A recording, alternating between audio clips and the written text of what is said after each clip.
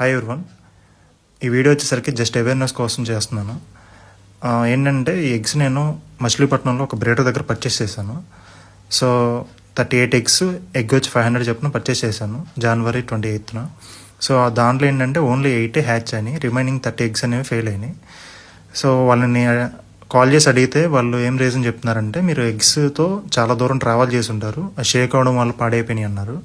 And second వచ్చేసరికి మీరు సరిగ్గా ప్రాపర్గా పొదగేయలేదు, దానివల్ల పాడైపోయినాయి అని చెప్పారు.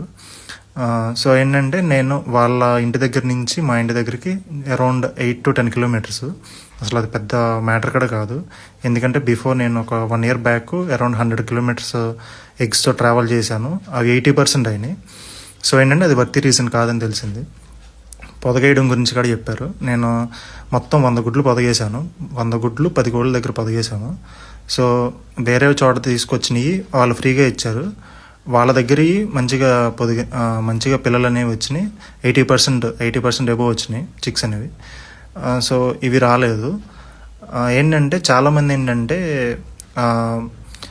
మనం మంచి కోడి పిల్లలు కావాలి అని ట్రై చేసినప్పుడు కోడి పిల్లలు కొన్నాం కన్నా కానీ ఎగ్స్ కొంటే తక్కువ కాస్ట్లో కొంచెం ఈజీ అవుతుందని ఇంటెన్షన్లో మనం పర్చేస్ చేసుకున్నాం.